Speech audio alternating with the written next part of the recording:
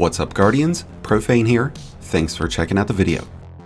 As is the case with every new expansion, Edge of Fate has introduced a lot of new paid content into Destiny. A new destination, a new storyline, new armor, new weapons, even a new raid. But today we're going to be focusing on some of the free content that's available with Edge of Fate, and we'll be looking at some of the best new weapons that free-to-play players can get a hold of. But before we get started, if you do end up enjoying the video and find it helpful, then please be sure to hit that like button below, along with the subscribe button if you're new. In this most recent update, Bungie introduced several new items for free-to-play players. To go along with our new armor system, Bungie made the Bushido and TechSec armor sets available to all players, and they've added several powerful weapons that every player can obtain, and we'll be looking at the best of the bunch, as we'll be checking out the top 5 best free-to-play weapons in Edge of Fate. Most of these weapons can be obtained through portal activities. Some of them will be in the lineup to be sold through Banshee and Char, but otherwise activity completions and opening engrams will be how you get most of these. The first new weapon that we'll check out is the Lionfish 4FR. This is a stasis fusion rifle, but you would swear it's an SMG with this frame model. This is going to be a substantial upgrade for those who have been using the Riptide. It's even going to match up against the scatter signal as a viable option for DPS, so it's going to be a great all-around weapon for you to get your hands on. This is a Vice weapon, which offers 3 different origin traits, including Vice Stinger, Vanguard Determination, and Problem Solver. So just going off of origin traits, this is already an improvement over the Riptide. It's a rapid-fire fusion rifle with a charge time of 500 milliseconds.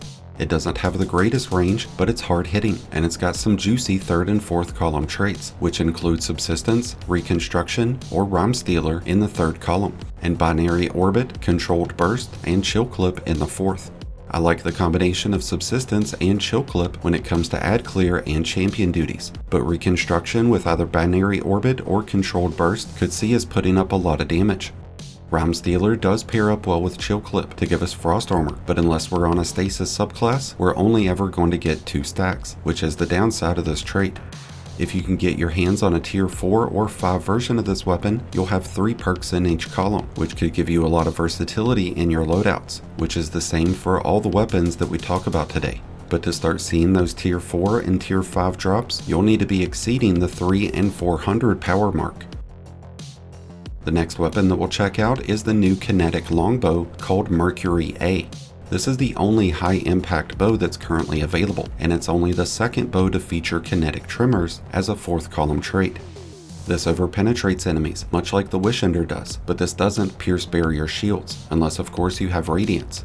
It does have a rather long draw time, but with a polymer string, you drop that down to 756 without having to sacrifice accuracy. We could also hold out for a charge time masterwork, which would bring us down to a 720 draw time, making this slightly slower than bows like La Monarque. There's quite a few standout perk combinations that this offers, which include Attrition Orbs, which can be extremely beneficial towards keeping surges active. There's also Successful Warm-Up, which would cut this bow's draw time down by 36%. And either of these would pair up great with 4th column traits like Adrenaline Junkie, Precision Instrument, and Kinetic Tremors. My only problem with Kinetic Tremors is that it's only effective when landing consecutive shots onto the same target, so if you're up against weaker enemies, Kinetic Tremors isn't going to proc nearly as often, but if you're up against a champion, then Kinetic Tremors would be an absolutely incredible option. One of the biggest benefits in running this weapon right now is how it synergizes with the TechSec armor set, which creates concussive explosions whenever breaking opponent shields and defeating higher ranking enemies. Moving on to our next free-to-play weapon, we have the Returned Memory. This is our 2nd solar rocket sidearm, but unlike its predecessor, this will be obtained through Crucible, but you can also get it through Hawthorne. I love the aesthetics of this weapon. It reminds me of something out of a James Bond movie, and overall it performs much to the same level as other rocket sidearms, but the Return Memory stands out with its available perk combinations and its option of 3 different origin traits, which include Wildcard and Tenacity. And I really like Tenacity on this weapon, as it provides as much as a 10% increase in damage.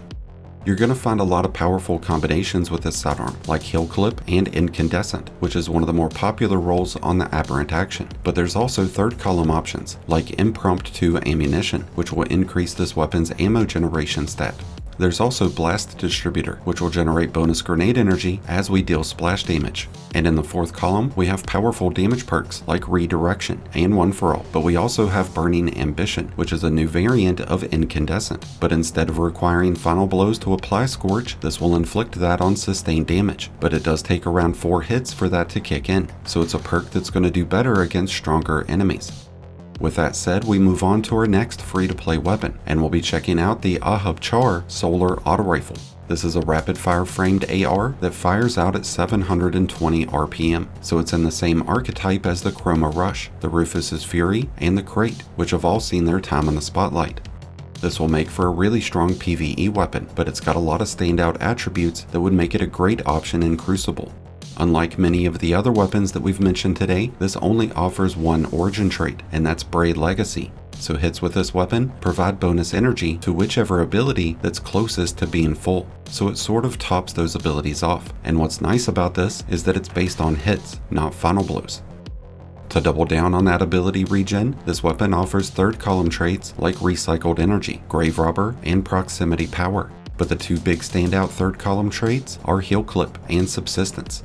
Subsistence lets us maintain sustained fire, and if we max out our magazine, we'd be looking at well over 70 rounds. But there's a lot of benefit to be had when using a healing perk that gets shared with teammates. In this weapon's fourth column, we have options of Burning Ambition. Since this is an auto rifle, we would have to pump out around 30 rounds into any given enemy before they would become scorched. But if we had Subsistence refilling our magazine, then that's not going to be much of a problem. We also have Swashbuckler, Binary Orbit, and Kill Clip as damage boosting perks, and I think a combination of Heal Clip and Kill Clip would prove to be a great combination for Crucible. And now we move on to the final standout weapon that free-to-play players will want to pick up, and that is the Mint Retrograde, which is a strand pulse rifle that has a rocket-assisted frame. So instead of performing like most pulse rifles, this acts like a rocket sidearm mixed with a linear fusion rifle, but it fires out just as fast as a normal pulse rifle. This weapon is great to use against mobs of enemies, and it will absolutely wreck big tanky opponents, so it's going to have a lot of applications towards optimal ad clear and optimal DPS. It does take special ammo, and it doesn't have the best economy towards ammo, but if you built into your weapon stat and utilized armor mods like Ammo Scavenger and Finder, then the ammo economy of this weapon wouldn't be that bad. And with third column perks like Envious Arsenal or Rewind Rounds, you could see yourself never having to reload. We've got a slew of top tier damage perks that will really amp up this weapon's performance. We have options like One for All, Elemental Honing, Master of Arms, and Bait and Switch. But then we also have Chain Reaction and Slice, which could prove to be great options for ad clear. So there's a lot of ways that you can build into this weapon, which is why you'll really want to hold out for one of those tier 4 or 5 versions. It's not very often that we see a lot of top tier weapons get made available to free-to-play players, but here in Edge of Fate we have at least 5 that are going to turn any build into an absolute monster. If there's any other standout weapons that you'd like to mention, then be sure to let us know what those are down in the comments below. That's going to wrap things up for today's video, but I thank you as always for checking it out. If you enjoyed and found today's video helpful, then please be sure to hit that like button below, along with the subscribe button if you're new. Both are greatly appreciated, and both really do help support the channel. And until next time, Guardians, this has been Profane, wishing you all some happy hunting.